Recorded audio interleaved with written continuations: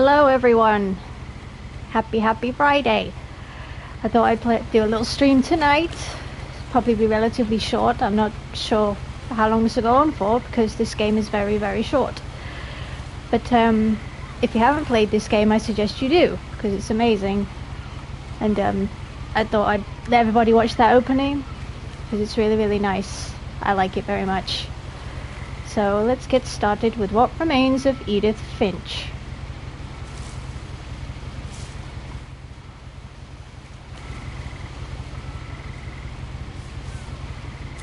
A lot of this isn't going to make sense to you, and I'm sorry about that. I'm just going to start at the beginning, with the house.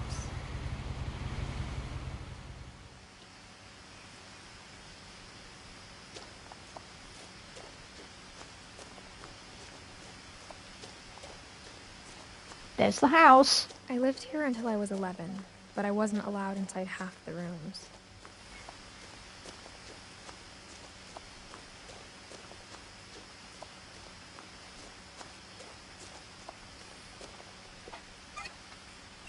Inside the mailbox were bills from 7 years ago, marked urgent, open immediately.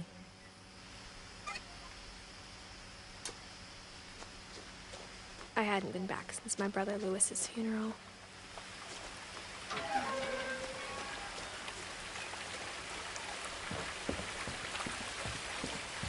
In her will, my mother left me a key, but didn't tell me what it unlocked.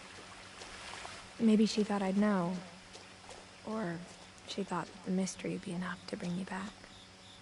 I'm gonna go this way. We can go two ways, but I'm gonna go this way.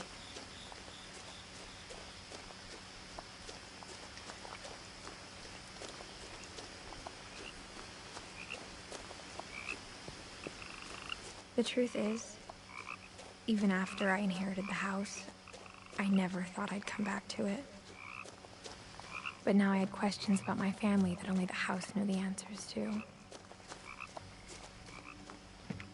The woods around the house have always been uncomfortably silent. As if they're about to say something, but never do.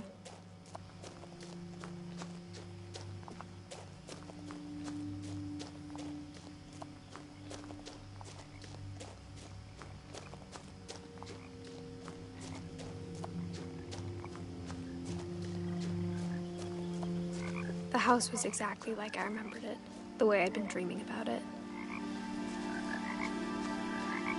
Look at all those extensions.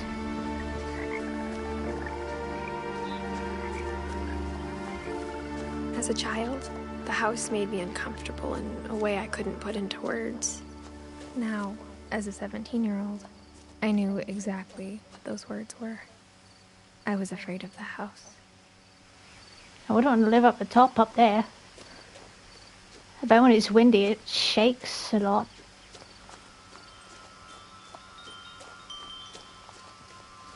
There's a little peephole. The house felt like it had always been here. Even the swing set was older than my mother.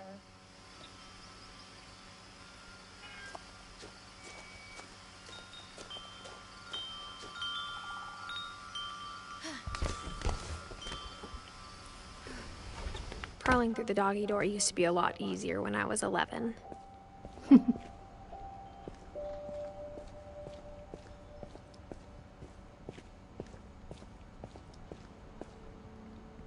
The power had been turned off the night we left. For the first time in years, I felt like I was home. But instead of a family, there were just memories of one.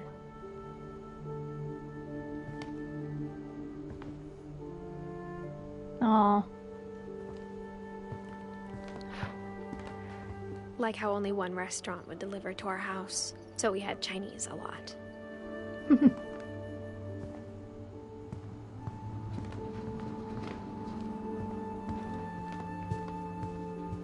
The table was still a wreck from the night we left.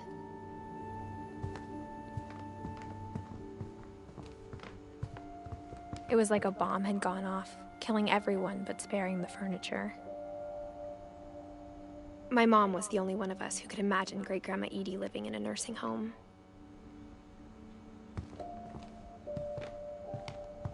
Nothing in the house looked abnormal. There was just too much of it, like a smile with too many teeth.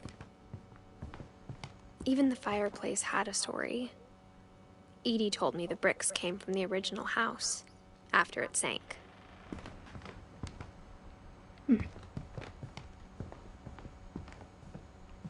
Mom always told me to stay out of the basement, so I wasn't too surprised when the key didn't fit.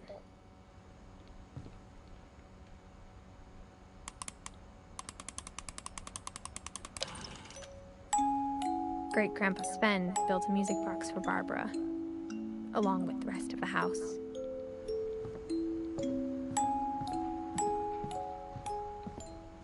A lot of things got left behind in the whirlwind of that last night. Oh, they've put a putty on the doors to seal them up. Edie told me once that every Finch who ever lived is buried somewhere in the library. Oh.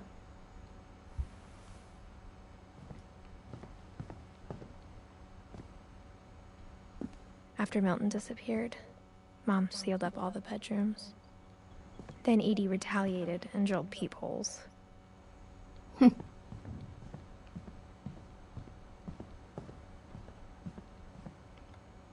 Edie's father, Odin, built the original house.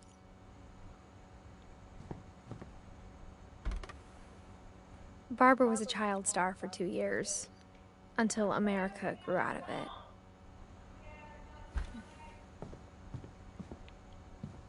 Whenever people ask me about my family, the first thing they always want to know about is Barbara. Mom must have locked the third-floor stairs on the night we left.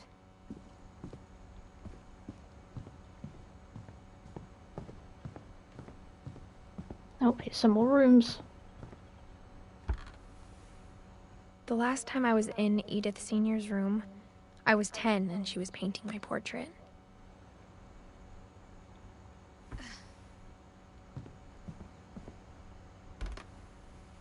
As a kid, I just assumed every house had peepholes and sealed rooms you weren't allowed inside of.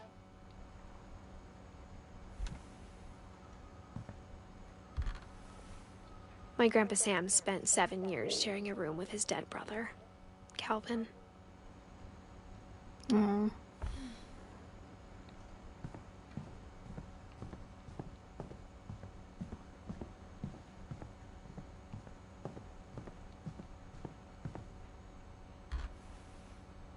Molly always seemed like a girl I could imagine being friends with, if she hadn't died in 1947.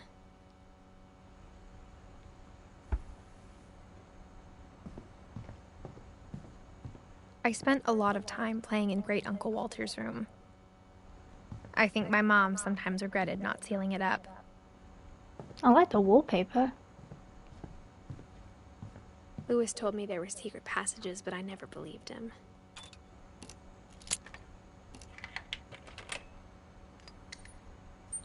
Turns out, my mom was really good at keeping secrets. Now it was time to find out what my mom had been afraid of.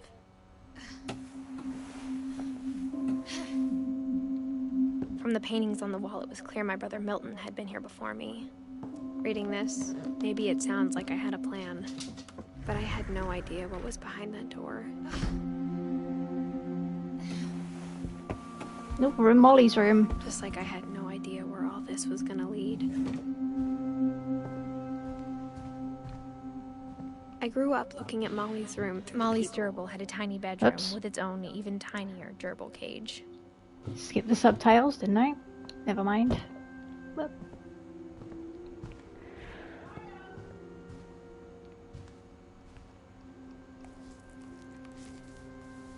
December 13th, 1947. Dear Diary, I'll be gone soon, but I wanted to tell somebody about what's gonna happen. It started when Mom sent me to bed without dinner. I woke up and I was starving, so I looked around for something to eat. The gerbil food was dry, but I didn't mind it.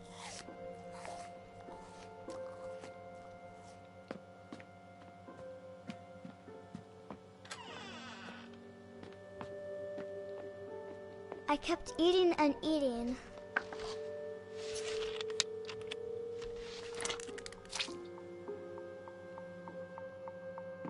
I ate a lot of things that night.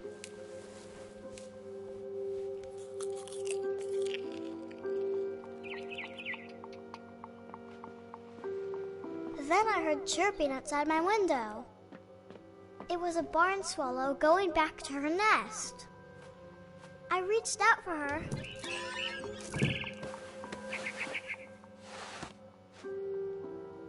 And suddenly, I was a cat.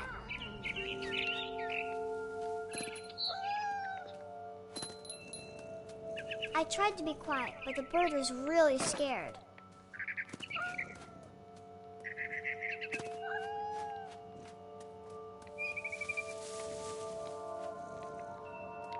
Yep.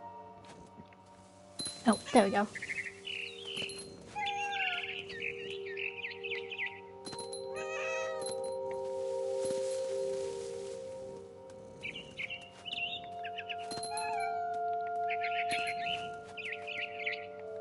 I jumped and I almost got her. I could tell she was getting really tired. Yep.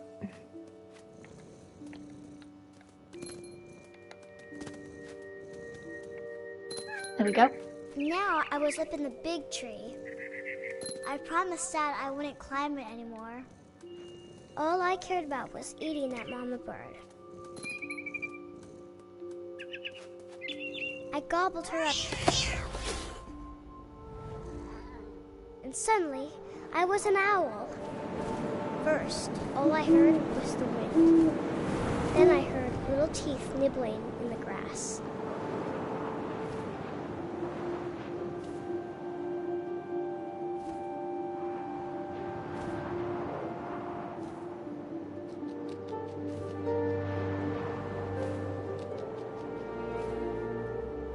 Where would it be? Rabbits.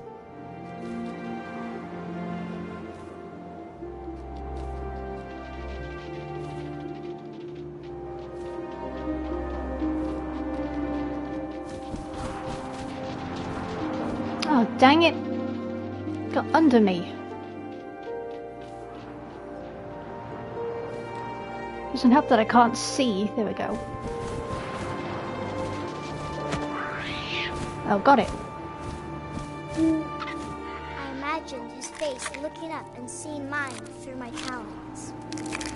I swallowed him up, and I didn't chew one bit. You should really chew your Go on to food. find something bigger.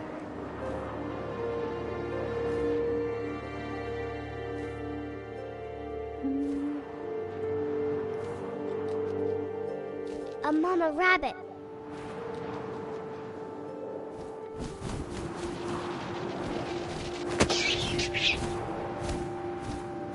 She was almost too big to carry. I started choking, but I couldn't stop eating. Oh dear. And suddenly, I was a shark.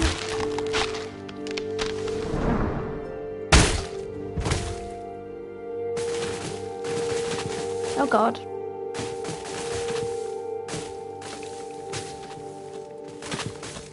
Okay, now I'm stuck.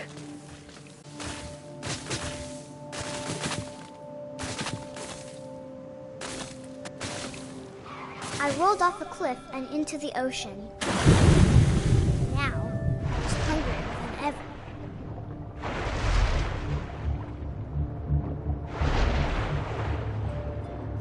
I wanted fat, juicy seeds. Where'd it go?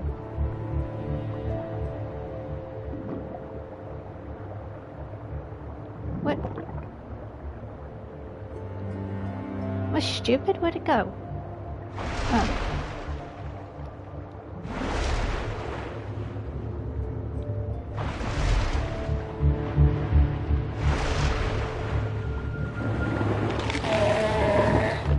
I tore off her flipper, and it tasted really good.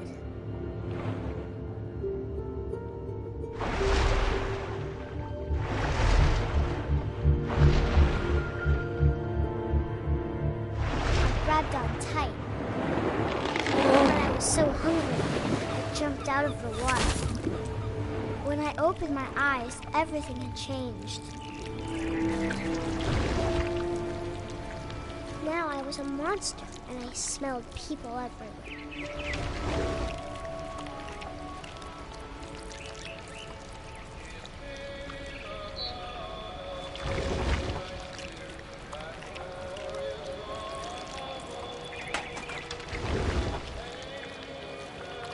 Oh god, I can't see the snake. I was big, but I moved real quiet.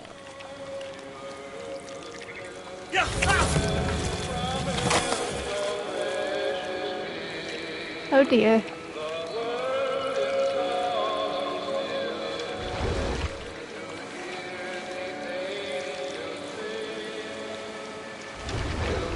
I wanted to stop, but also I didn't.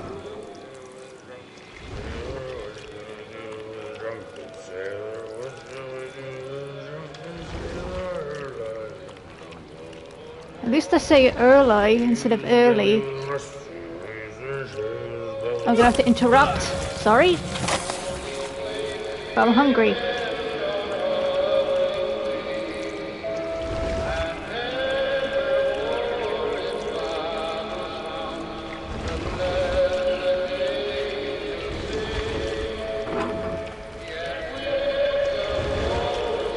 After the last passenger, I was still hungry. And across the water, I smelled something new. Something I had to have, so I swam towards it. I slithered onto the sand, and the good smell went into an old pipe.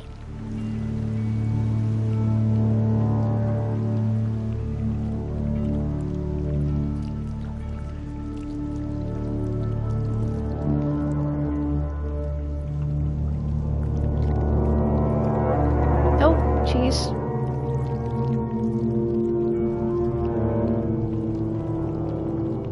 I got closer and closer.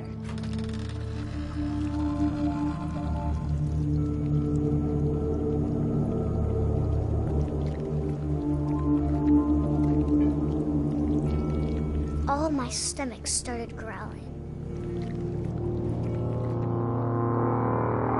And suddenly, I was me again. I held my breath for a long time, but I couldn't hear anything. I think it's waiting for me to fall asleep. But it's not going to wait much longer. It needs to be, and we both know I will be delicious.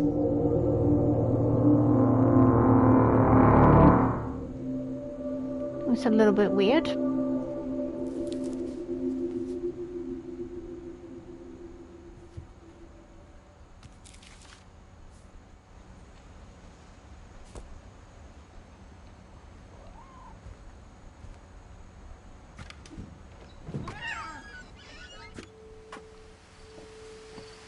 This will be obvious later, but my mom never told me any of these stories.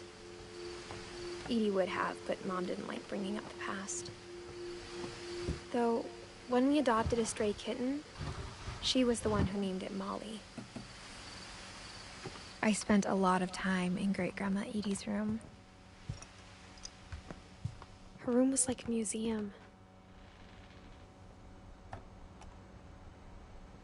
For 500 years, the Finches have been famous throughout Norway for their fortune and misfortune. Odin Finch buries the latest victims of the family curse, his wife Ingeborg and their newborn son, Johan. On January 7th, 1937, he set sail with his family and his house, hoping to leave the curse behind. But 40-foot waves off the coast of Washington send the house and Odin to the bottom of the sea. Odin's daughter Edie, with husband Sven and baby Molly, step ashore on their new home, Orcas Island. Odin Finch is the first to be buried in the new family cemetery. His daughter Edie is already dreaming of a new Finch house.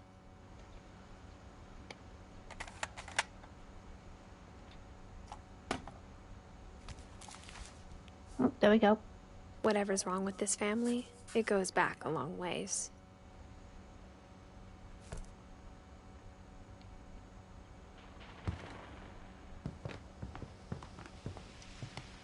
Louis died a week before we left, but Edie had already started to memorialize him. Edie knit me a new pair of gloves every year, just in time to replace the old ones. Edie gave a big interview about a mole man living under the Finch house.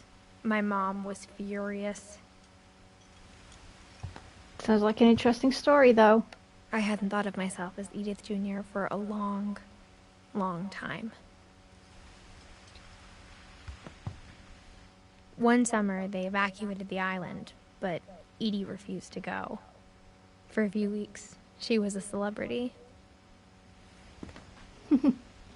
When Edie told people Sven was killed by a dragon, she could also have said he was building a dragon-shaped slide that collapsed.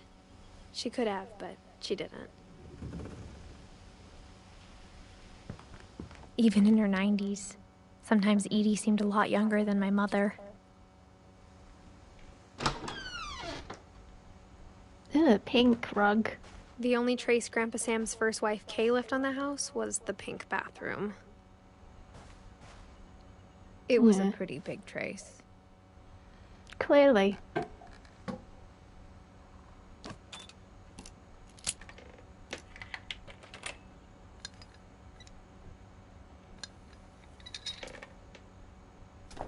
There's a secret in this bathroom. It's in the last place you would look. It isn't in the cupboard. It's hidden in this book.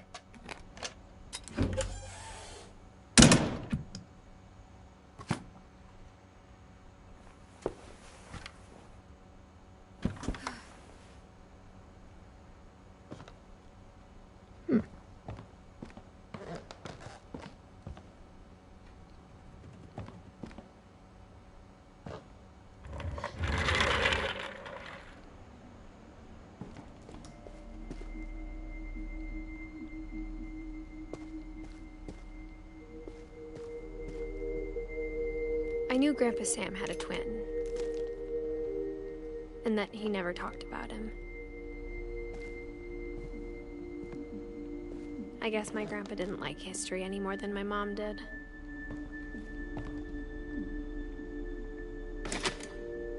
See Calvin's story. How I Want to Remember My Brother by Sam Finch. The thing I remember is that when he made up his mind, that was it. My brother said he'd die before he ate another mushroom, and he did. At Barbara's funeral, we swore we'd never be afraid again, and he wasn't. I think Calvin always wanted to fly.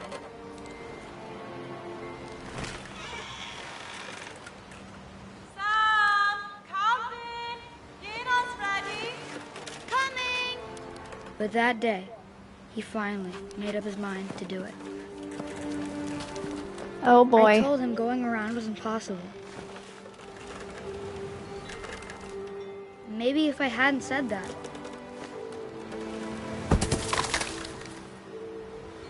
Calvin! I'm not going to tell you again! Maybe if the wind hadn't picked up. Then maybe he'd still be here. But I doubt it. I think he'd already made up his mind. That's what I want to remember about my brother.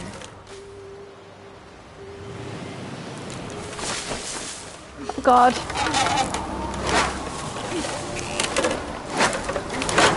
The day he made up his mind to fly. And he did.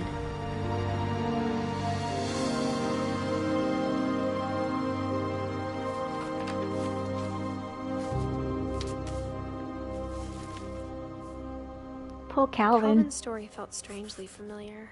When I was younger, I remember trying to do the exact same thing. I think every kid did. After the funeral, Edie roped off Calvin's half of the room. Mom said Grandpa Sam enlisted at 18 and never set foot in the room again.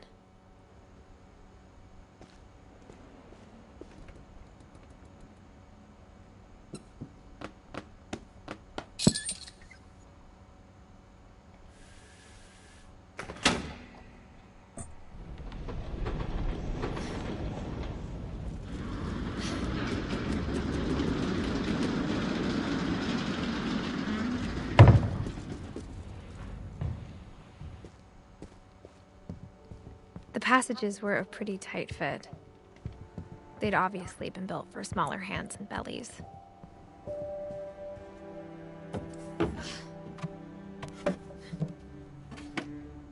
Growing up, I always thought of Barbara as a child star.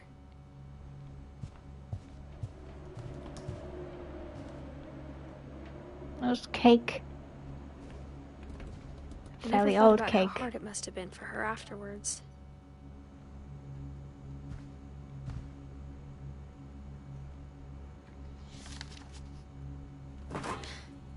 Of all the stories people wrote about Barbara's death, I'm surprised Edie saved this one.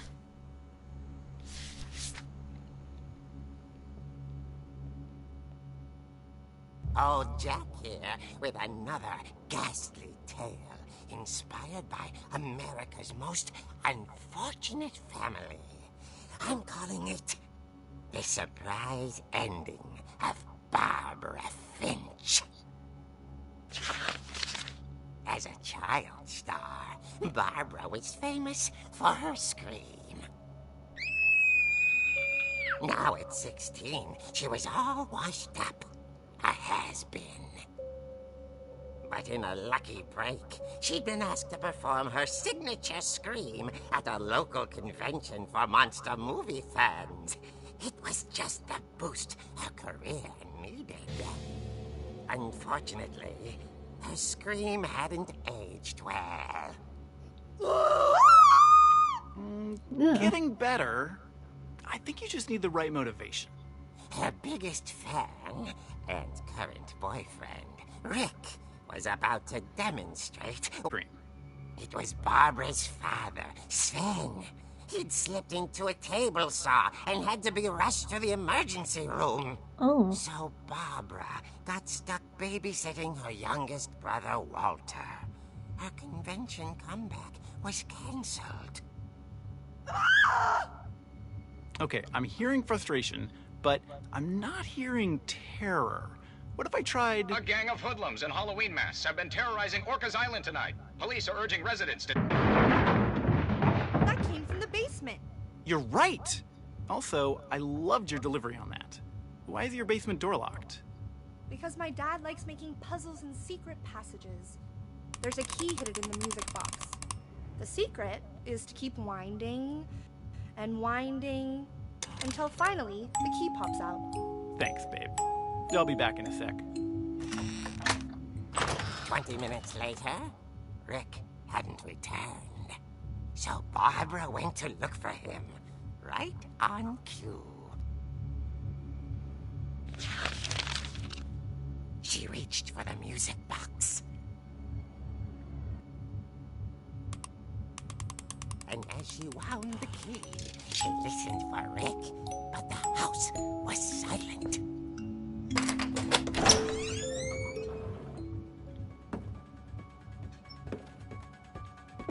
Nope, there's the crutch.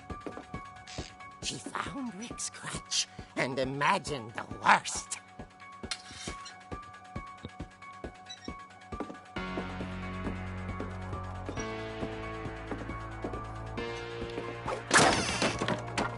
The gang's leader is the infamous Hookman killer, Dr. Carl Hamill, who impaled and then ate his family 10 years ago tonight.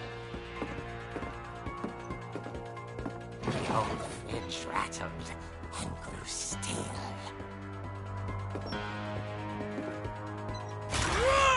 Oh dear! All she could say was, oh dear. Oh! Rick? Barb, relax. I was just trying to scare you to help you find your scream. Well, I'm not scared, Rick. I'm furious. Then act furious. All I'm getting from you now is that you're hurt and confused and you're... She threw him out, but she kept a little something to remember him by. Barb, have you seen my other crutch? And she was still holding it when she fell asleep watching the late picture show. Hours later... Barbara! Walter, what's going on up there? Ah! Okay, I'm coming up, but if this is a trick, you're dead, Walter.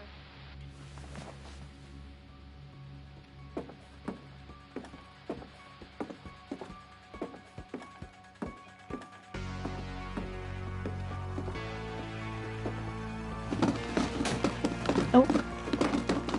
That was a roller skate.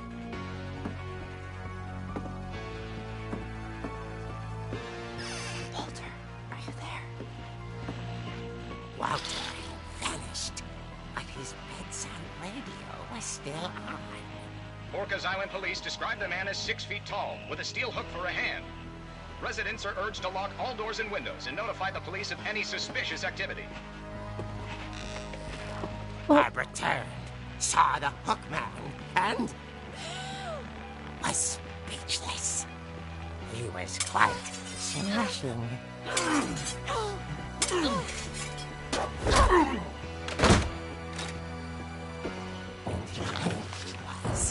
He couldn't get enough of Barbara. Okay, Barbara, there's gotta be another way out of here. That night, she played her part beautifully.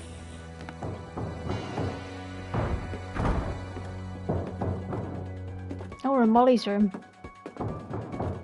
Molly's door hadn't been opened in years.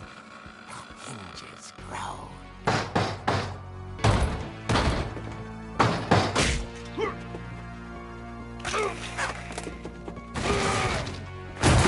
He wasn't moving, but she sensed the story might not be over yet.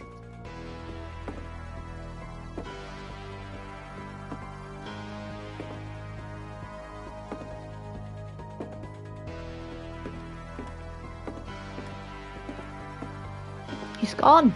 The hookman had vanished. She listened for his breathing, but all she heard was... There's someone at the door now.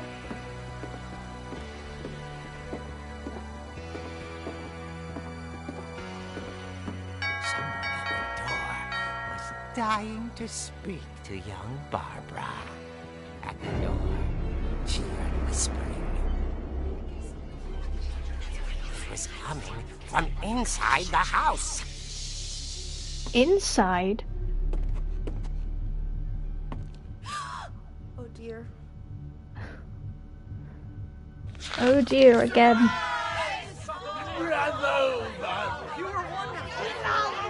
The monsters had come to surprise her. For Barbara, it was a dream come true. Then she saw what kind of monsters they were, and she realized what was about to happen. Uh-oh. She was going to be famous. And with her final breath, Barbara Finch gave the performance of her life.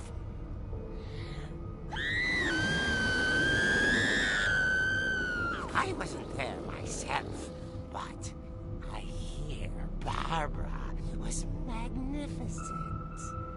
Poor girl. She had a taste for stardom. But unfortunately, so did her fans. Of course, the police blamed it all on poor Rick, who disappeared the same night. And little Walter? Hiding under his bed the whole time. He took it all pretty hard, but that's another story. As for Barbara, tucked inside the music box is all they ever found of her. Her ear. Now that's what I call a real eerie tale.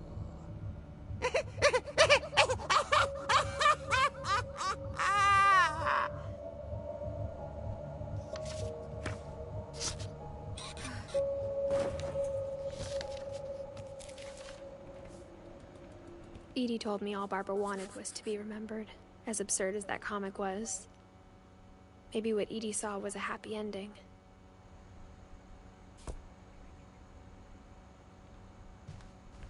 Poor Barbara.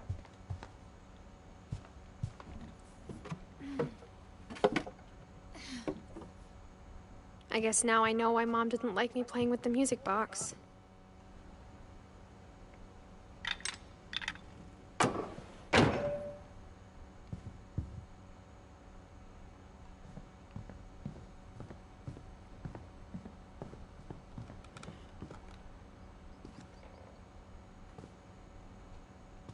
Time to go back downstairs.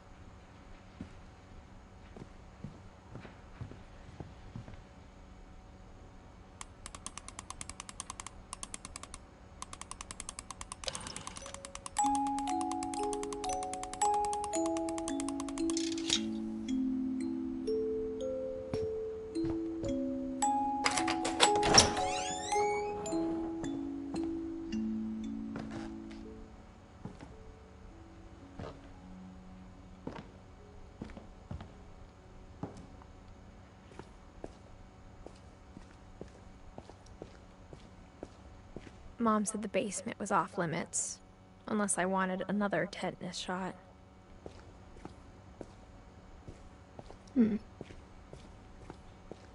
I saw Edie sneak down to the basement once, carrying packages.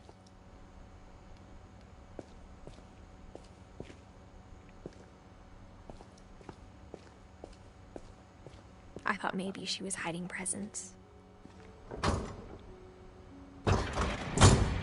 It turned out she was hiding a lot more than that.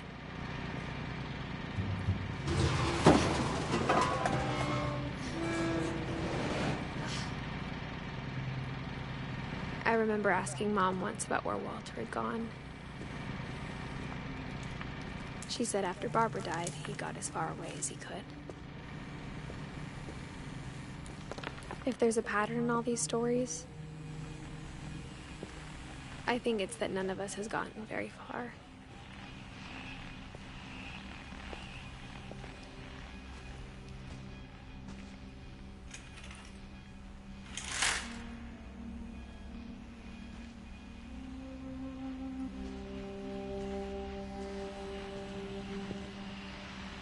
There's Walter.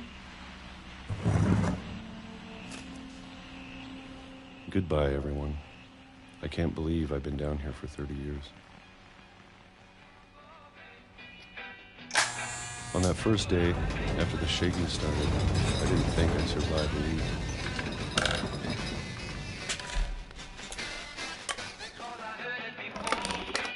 But after a few days, I settled into a routine.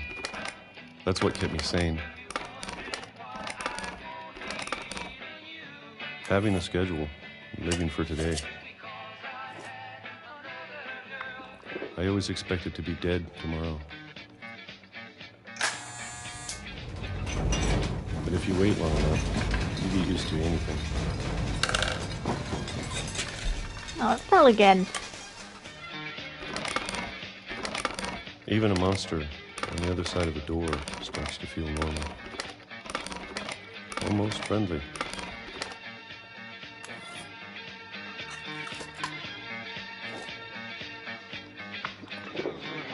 And then one day, everything just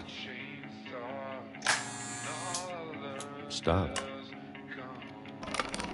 Whatever that thing was, it was gone. Maybe it got tired of waiting. Or maybe I just got tired of being afraid.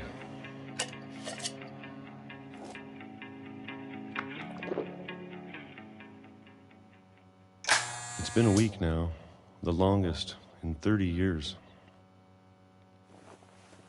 I'm done waiting. I have to leave while I still can.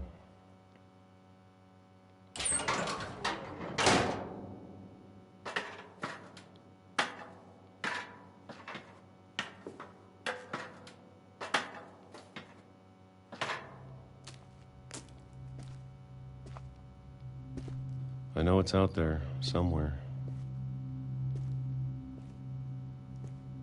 Whatever killed Barbara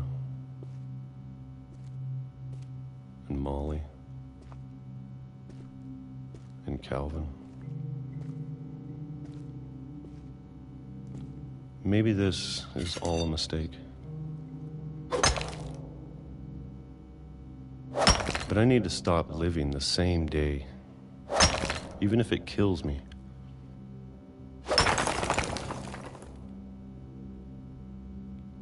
Whatever's out there, I want you to know I'm ready for it. Train tracks. I'm going to appreciate all of it, especially the food. I don't mind if I only have a year left. a month or a single week. I'd be happy with one new day. I can already imagine the sun on my face. Oh no! Oh no! And he got hit by a train. Aww. Walter died when I was 6. I can't believe my mom never told me he was down here.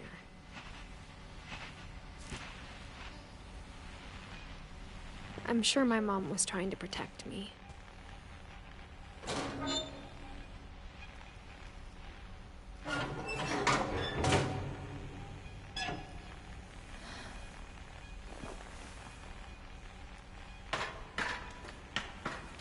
Oh, time to go down again. Maybe she was afraid I'd end up like Walter. But if she never told me about an uncle under the house,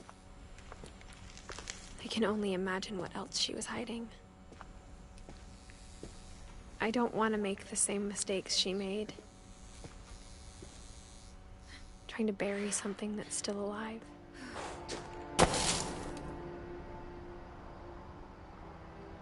Now that there's only one of us left, or maybe 2, I thought it was time I heard the stories for myself and found out what happened to everyone else. But now I'm worried the stories themselves might be the problem. Maybe we believed so much in a family curse, we made it real.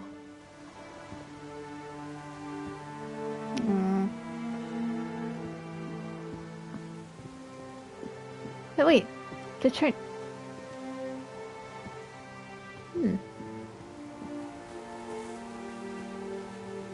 I don't know if I should even be writing this.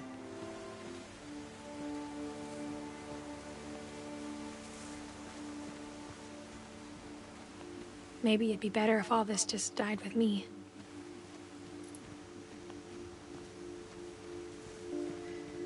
But I thought you should know about your family.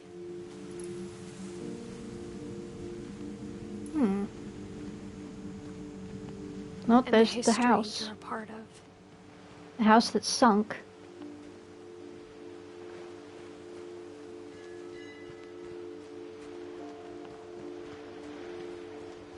Though to be honest, I feel as lost as you probably do right now.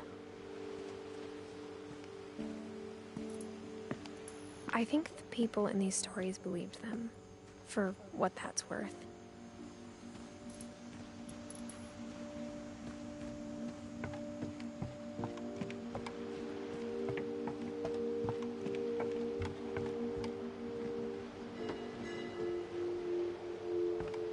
Is that one of those thingies up there that they put in the water to... The flashes, what's it called? I can't remember what it's called.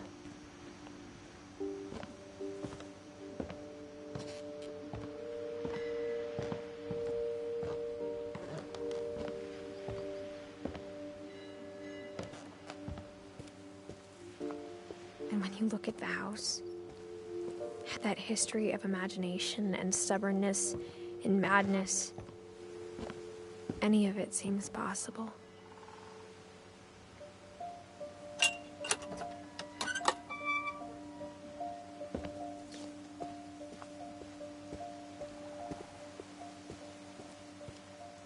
I think we've been surrounded by death for so long, we've just gotten used to it. What kind of family finishes building a cemetery before starting the house?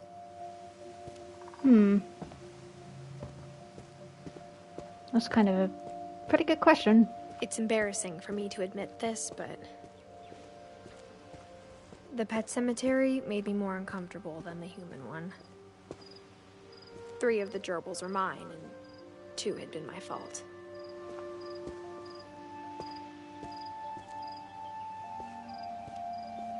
Sven built the house, but it was Edie who designed the cemetery. There's Molly's, Calvin, Sven, Edie, Walter, Barbara. I'm sure Nice- Odin's nice monument had been headstones. Edie's idea. My mom was always trying to move on, but for Edie, the past never went away.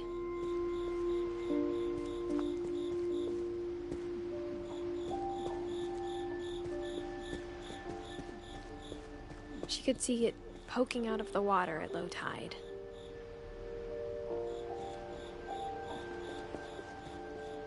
There's Odin.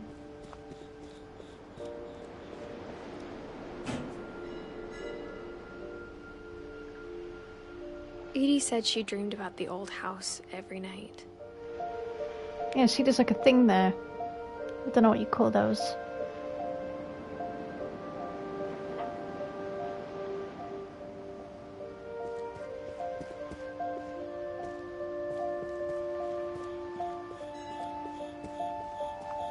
Edie's side was always easier for me to understand. But the older I get, the more I can see where my mom was coming from. There's Gregory. Her dad had been Sam. pretty strict, but it wasn't enough to save her brothers. She was just trying to do better. There's Gus.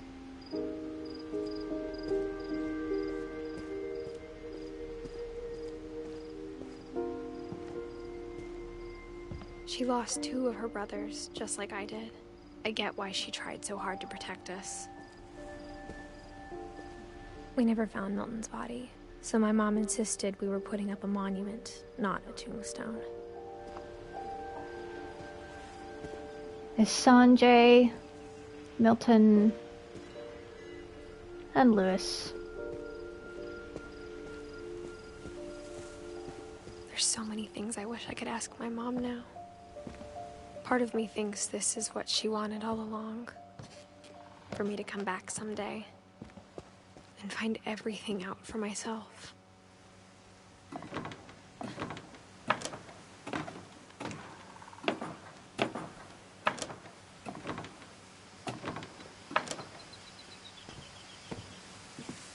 Oh, But looking back on it now, this is where we were when we were Molly the cat. if she told me there was going to be so much climbing, I never would have come when I was 22 weeks pregnant. Oh my god. She's pregnant.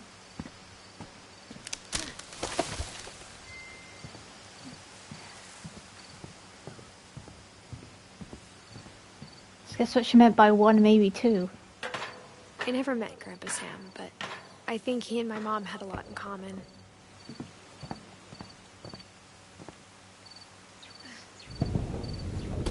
They were both pretty intense.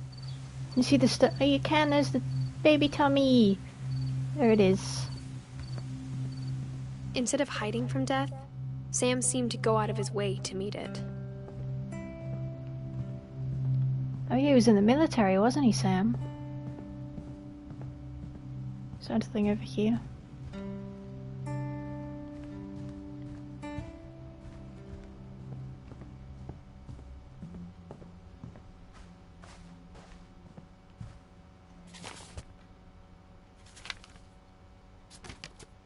Oh, no, don't shut it. Don't shut the book. Open it. Well, not book, the thingy.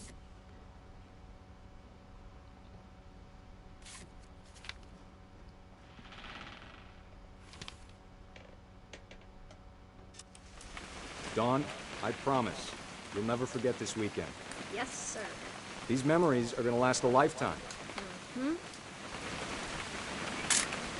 Perfect. Am I gonna have to shoot anything? It's gonna rain the whole weekend, isn't it? We'll never forget this weekend, Dad. That's the spirit. Okay, got it. I'm gonna take some pictures, okay? Just be careful. That camera's older than you are.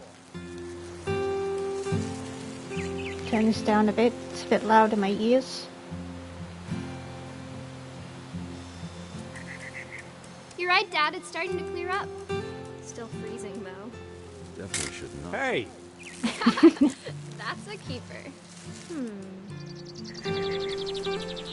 I'm just saying, I'm not always gonna be here, Dawn. You'll need to remember this stuff. if you want to survive. I'll be Dad. Oh, Guys, Dawn. he's looking at the camera. Before you take the shot, let me get a picture of you.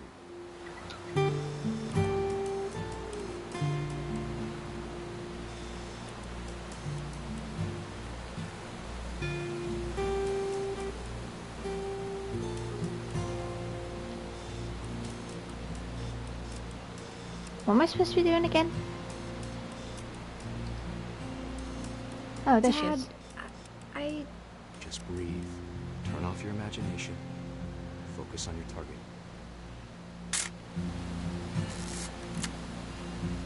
Let me get behind you. Do I have to do this? Dawn, you don't have to do anything. But if you want to survive, you'll need to be strong. Oh. Great shot, Dawn! Oh.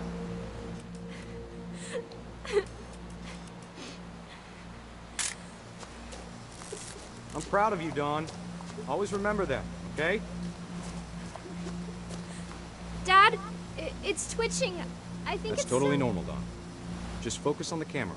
Try not to think about Dad! Oh no. Oh dear.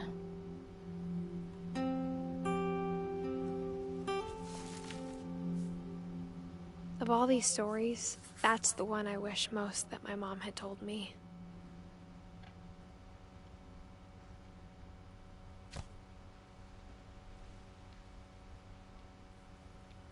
Oh.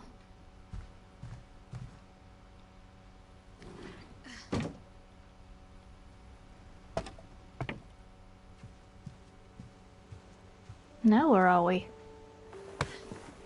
After Sam died, my mom and Edie got really close. They'd both lost a lot.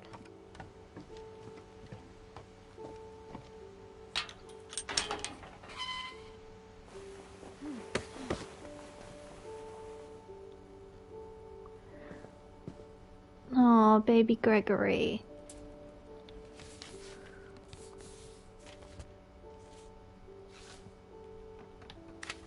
Dear Kay, do you remember the way Gregory used to laugh when he thought he was alone? Like something funny was happening, but only he could see it. I think he saw things the rest of us don't.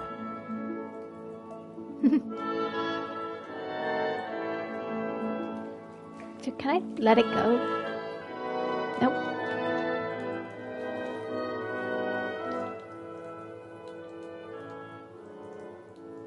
What do I... There we go.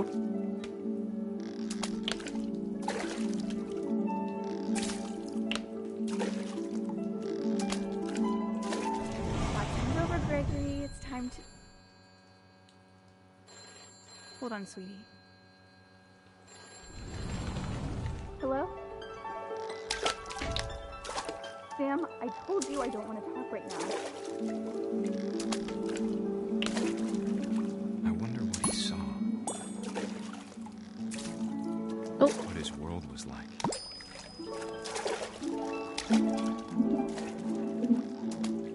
Come on. There we go. He reminded me so much of Calvin. Lost in his imagination. Whatever it was, he saw.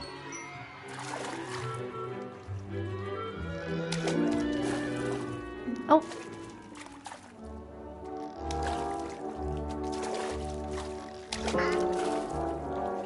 It sure made him happy.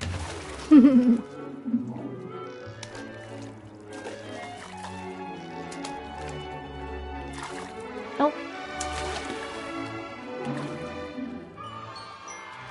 Oh. I missed it. I'm stuck. I know how silly it sounds.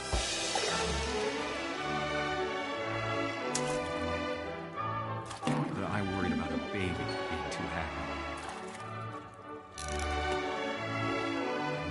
But I could feel him slipping away. Sorry about that, Gregory.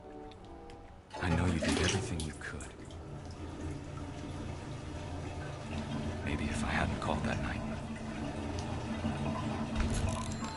she could have told us.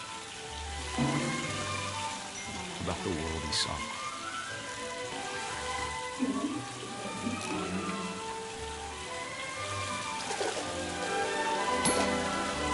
There's so much I don't understand. About Gregory. About everything.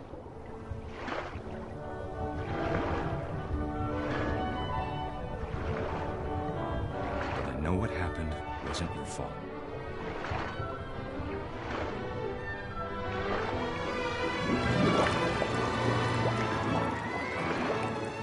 I'm sure he's happy. And he'd want you to be happy too. Good luck, Kay. Love, Sam. Oh, I'm guessing he drowned. That's sad.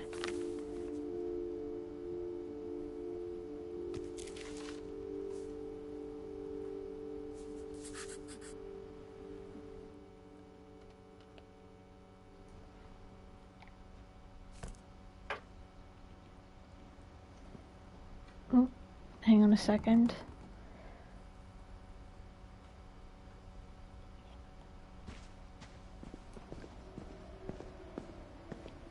I can't imagine my mom ever writing poetry, and yet...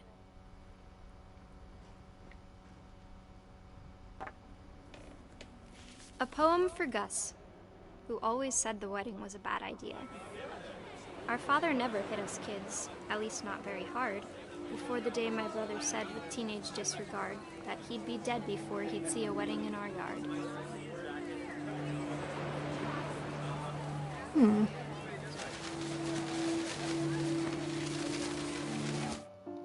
How long have we been going for? I need to check. Okay, it's 59.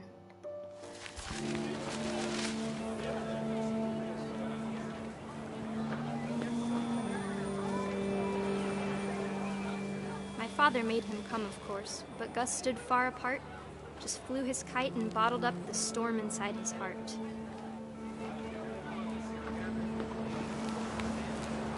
Oh.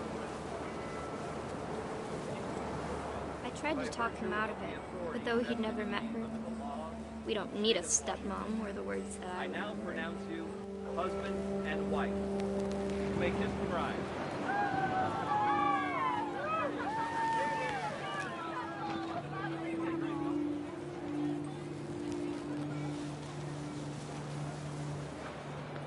When the time for photos came, Dad ordered him to Come here. But Gus declined, and as a sign held up his middle finger. Oh dear.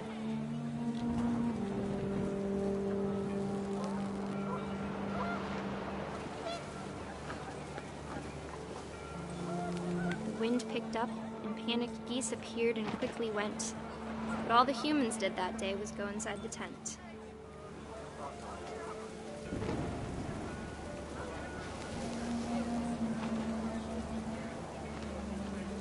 Oh, it's down there.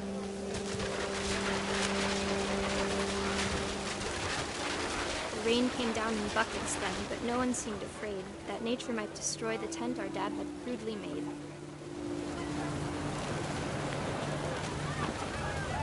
Oh, more stuff. No. Ah. The thunder sounded much too close and full of angry power. But all my father said to this was, "Make the music louder." That's not a good idea. I think we've got to go the other way.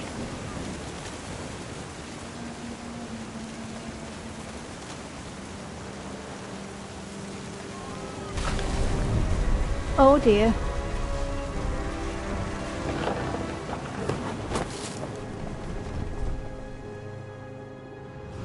I wish that I could truly say I thought about you on that day.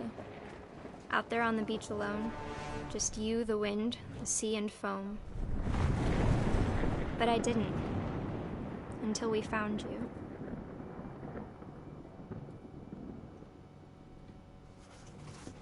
Poor Gus.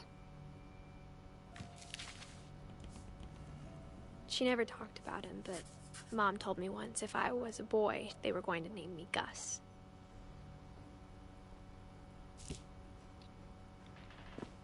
See, Dawn's bed's empty. Nope.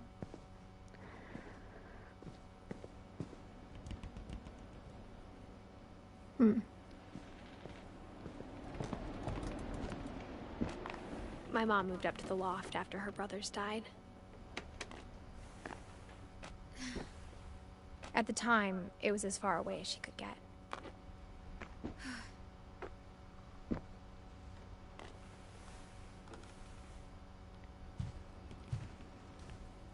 Religion was another thing my mom never talked about, but I think it helped her a lot after her dad died. She spent a summer building houses in Calcutta, where she met my dad, Sanjay. My mom moved to India a week after graduation and got a job teaching English. Louis was born a year later. Oh, it's time to head up now. Oh boy. When my dad died, I don't think Mom knew where else to go. I'm sure Edie was happy to have her back.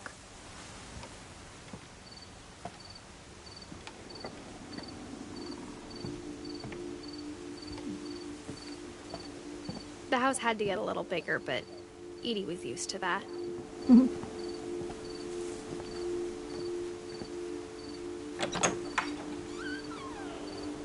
And for a while, things were good. Almost normal. But it didn't last.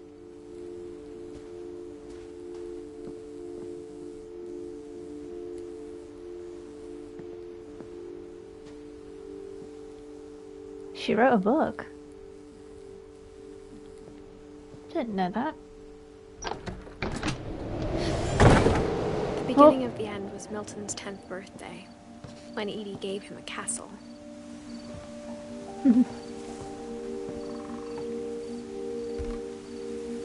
After Milton disappeared, the only thing he left behind was a room full of paintings.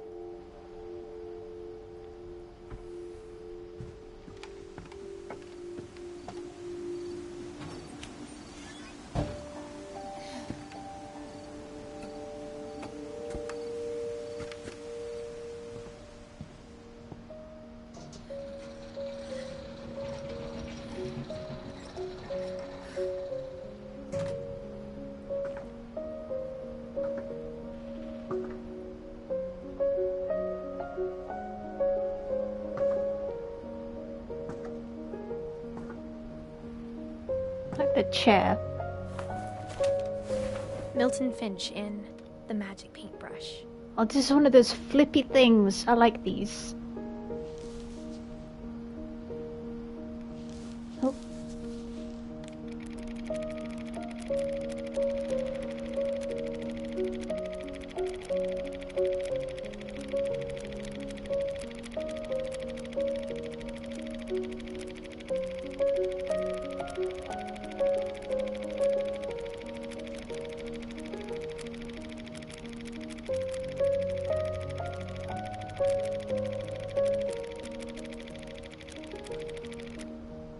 That was cool.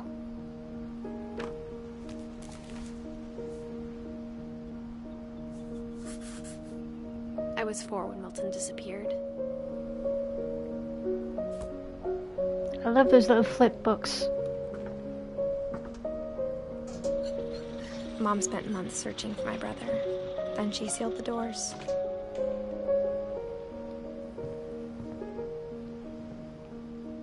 Whatever Milton had found in the house, Mom didn't want it getting out.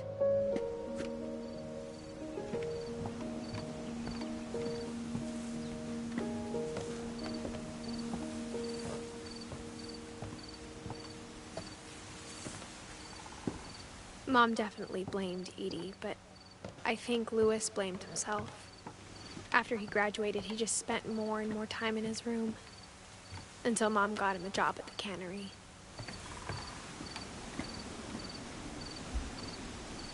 Everyone always told me to stay out of Louis's room. Except Louis.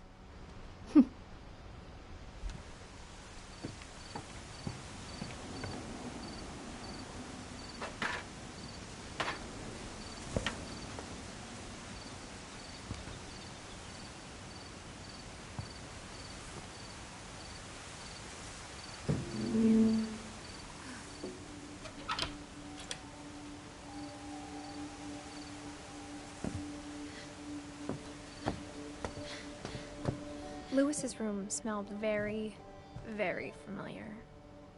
That part of him lived on.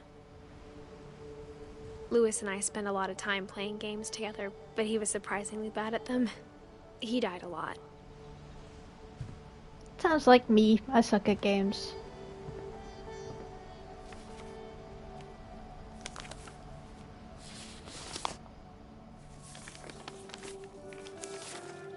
Dear Mrs. Finch, as Lewis's psychiatrist, I can understand your desire for an explanation. As I see it, the trouble began in January, shortly after we convinced your son to seek treatment for substance abuse. Newly sober, I believe Lewis first noticed the monotony of his daily life.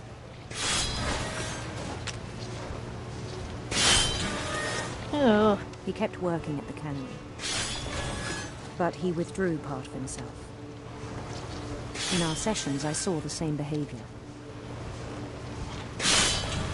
His mind began to wander. I asked him to describe it. He said he started small, imagining a labyrinth. He'd feel his way about. Then something moved. Bats. And toads. And things that have not names. He knew it was all in his head. But he took it very seriously. I had hoped he'd find himself.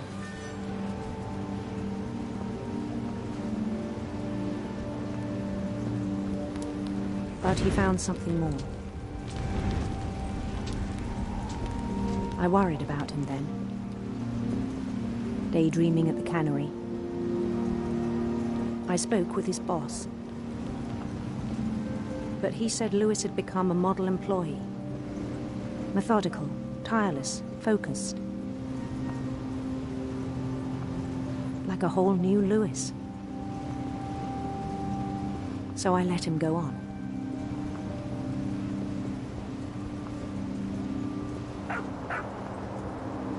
I even encouraged him. It seemed very promising at first. He told me he'd made a new friend. Dog! Hello. On the edge of a city he named Lewis Topia.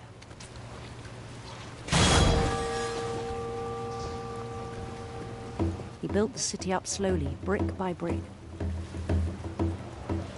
Then he made musicians.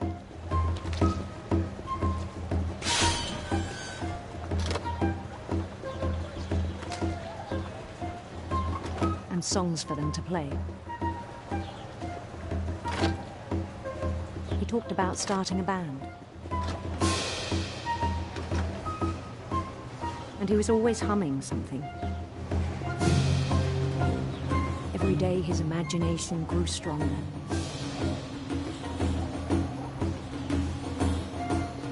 He no longer spoke at the cannery. But his chopping was as reliable as ever. Then one day it struck him that all the cheering crowds, even the stones under his feet, were all in his imagination. So he could do whatever he wished.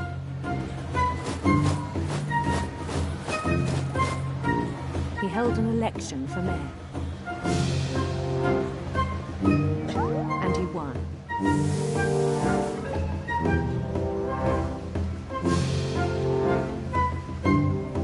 They begged him to stay, but his mind was already wandering. It became a game for him.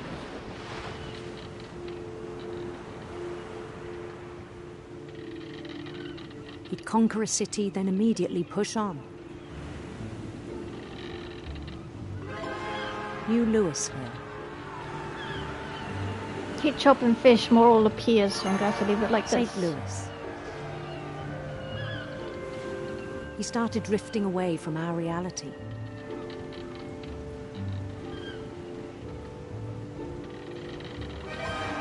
Minneapolis until one day he forgot to go home from the cannery. Minneapolis.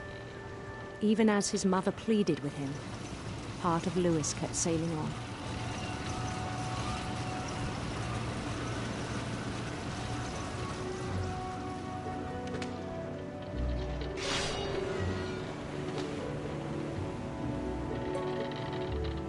In Lewisburg, he heard rumors of a... Go this way. Handsome queen.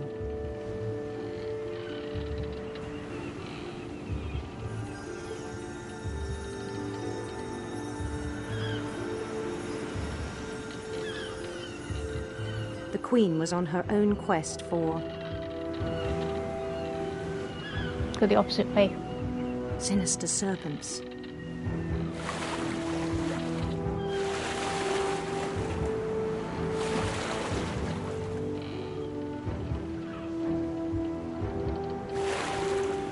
He followed the sound of her harp's better. Silver harp.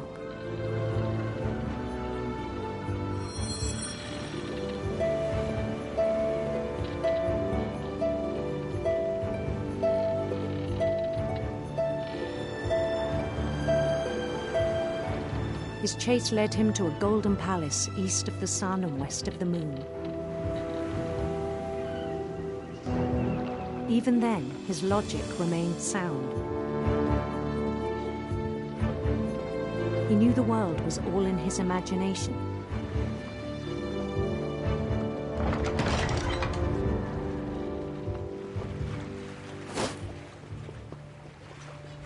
But he was so proud of having created it.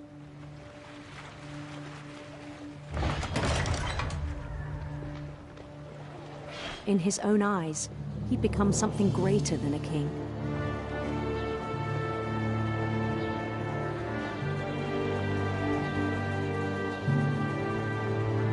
For someone who'd never known success in the real world, I think it was overwhelming. And then it struck him that the real Lewis was not the one chopping salmon, but the one climbing the steps of a golden palace.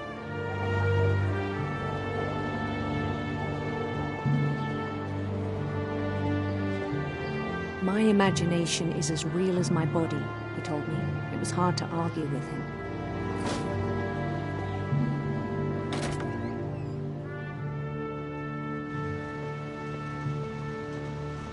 Oh, we're at the cannery now, I think.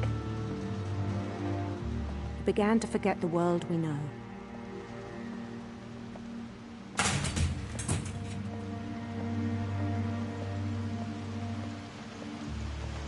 I think it pained him to remember Lewis, the cannery worker.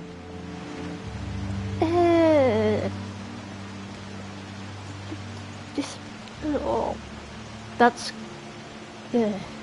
gross. He began to despise the man with a royal contempt. Look, there's me.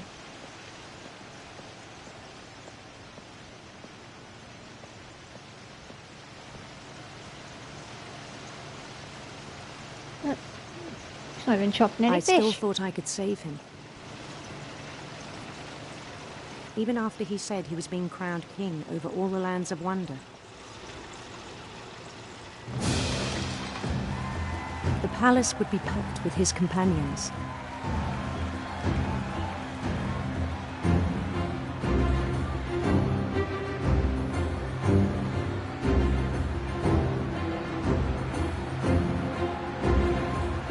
Including the wise Calico who'd insisted on inviting him.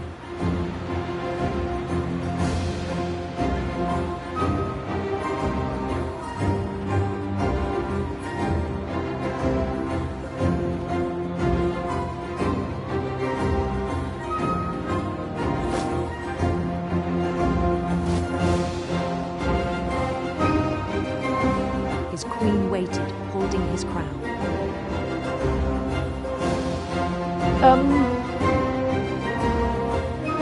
Oh no. There was only one thing left to do.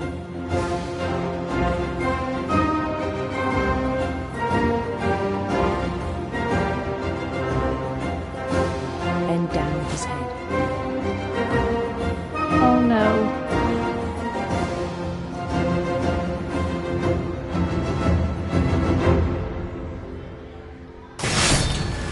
rest I think you know. Mrs. Finch, your son was a kind man who will be missed by all of us who knew him.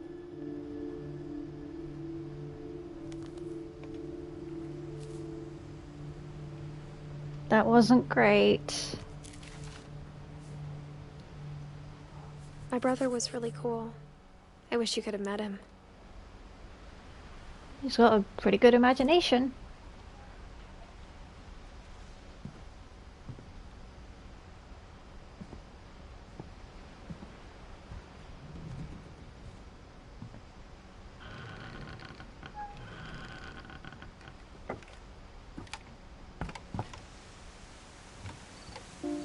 On the way back from Lewis's funeral, my mom told me to start packing. She waited until the day before we left to tell Edie.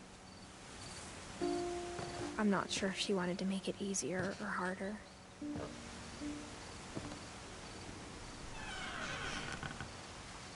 I wish we'd stayed. Oh, all those papers. But I understand why we left. My mom ended up leaving everything behind.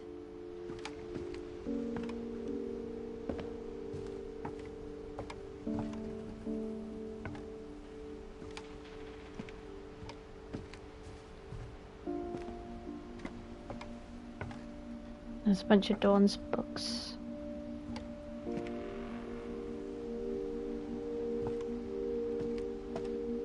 What happened that night had been coming for a long time. Maybe it should have come sooner.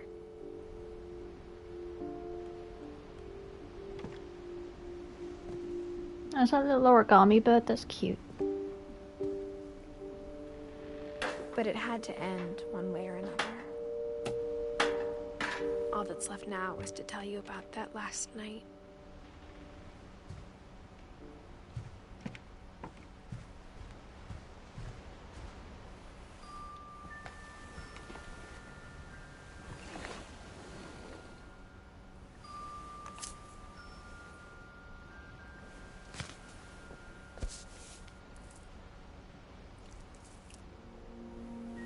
That whole last day, Edie just watched us pack and didn't say a word. Until supper, when she raised her glass and said, "To our final night together, and all our final nights apart." Grandma, you know what I said about alcohol. Some of your medications are very Edith, specific. I left a present for you in the hallway.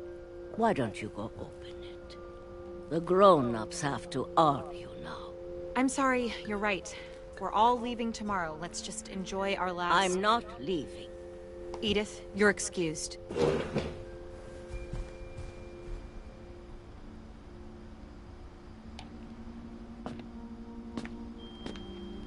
The power had been shut off that morning, but Edie always had plenty of candles. When my mom sealed the library, I don't think she knew about the other entrance. Or that Edie had a key to it.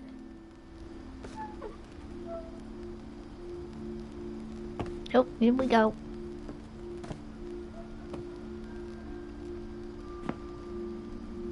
That thing you're afraid of isn't going to end when you leave the house.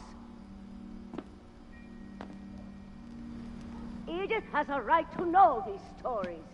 My children are dead because of your stories. I think it's best if Edith and I leave tonight.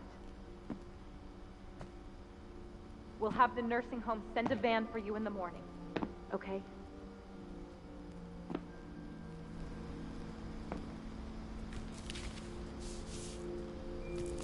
Dear Edith, there's so many stories I wish I could tell you, but there's only time for one. This is about what happened on the night you were born. That night, the tide went way, way out. It was the first and last time I ever saw the old house aground. There'd been an earthquake out in the middle of the ocean. They called it the lowest tide in 1,000 years. Well, there's the God, house. It smelled awful. You know, I've seen that house every day of my life.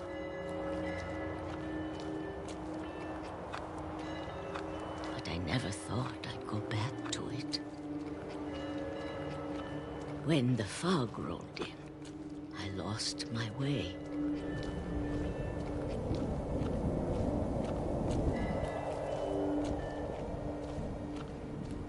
I got turned around.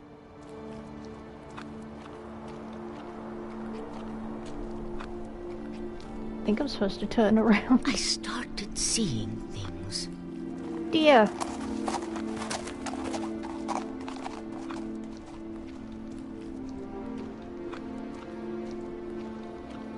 Things I'd forgotten had ever existed.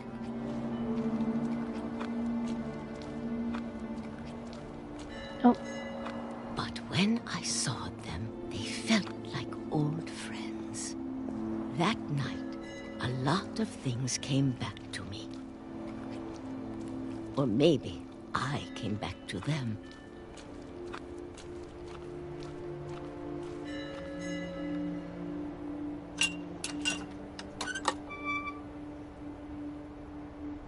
Things I can't explain, but that I need you to try and... Edith, what are you doing in here? It's mine. Edith! Mom, you're gonna rip it! Let go! I kicked and screamed, but Mom dragged me to the car.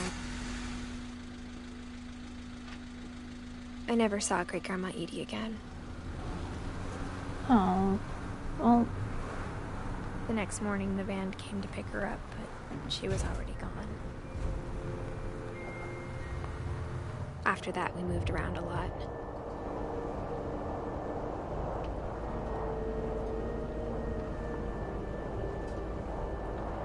We both tried to make the best of it.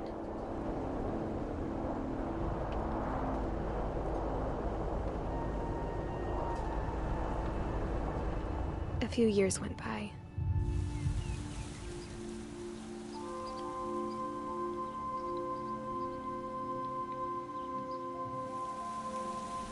My mom didn't like to talk about it.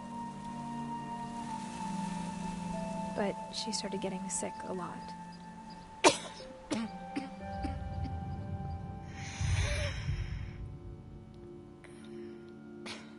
She got better for a while, and then she didn't. And then I was alone.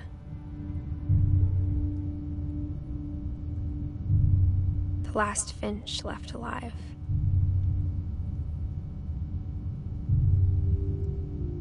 Until I found out about you. I'm still not sure what to tell you about all this.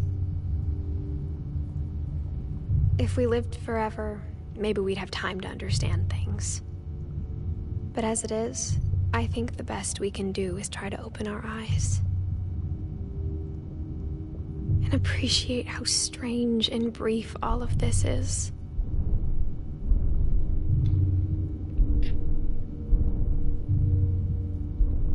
This journal was supposed to be for you. But now I hope you'll never see it. I just want to meet you and tell you all these stories myself. But I guess if you're reading this now, things didn't work out that way.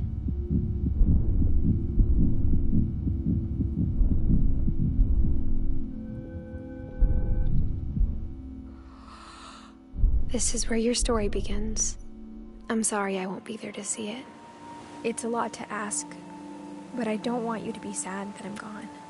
I want you to be amazed that any of us ever had a chance to be here at all. Good luck. Oh.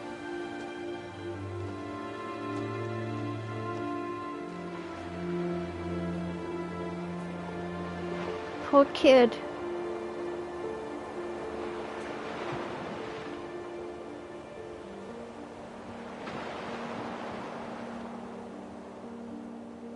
I guess that's the end of What Remains of Edith Finch. Kind of a sad game, but it's really well done. Okay, I guess that's the end of tonight's stream. I'll be back Sunday. What I'm streaming, I don't know yet. I'll probably say on the day, as I normally do. To those who stopped by, thank you very much. I appreciate it. I hope everybody enjoys their weekend, and I hope everyone's had a great day today. And I will see you on Sunday.